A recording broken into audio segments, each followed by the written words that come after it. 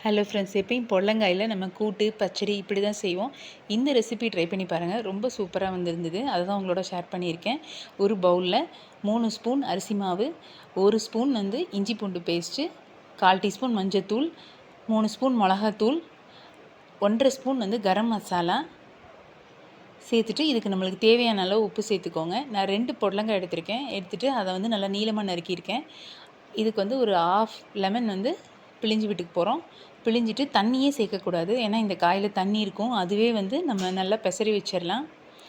நல்லா இந்த மாதிரி நல்லா பெசரிட்டு ஒரு 10 மினிட்ஸ் இருக்கட்டும். நல்லா அந்த பைண்டிங் ஆகட்டும். ஆகின பிற்பாடு இந்த மாதிரி கடாயில் கொஞ்சம் கொஞ்சமாக பொரிச்சு எடுத்தால் சூப்பரான ஃப்ரையி, பொடலங்காய் ஃப்ரையி டேஸ்ட் வேறு லெவலு. கண்டிப்பாக ட்ரை பண்ணி பாருங்கள். இதை நம்ம சாதத்துக்கு சைட் டிஷ்ஷாகவும் வச்சுக்கலாம், இல்லை ஒரு ஈவினிங் ஸ்நாக்ஸுக்கும் பசங்களுக்கு செஞ்சு கொடுக்கலாம். பிடிச்சிருந்தால் லைக் பண்ணி சப்ஸ்கிரைப் பண்ணுங்கள்.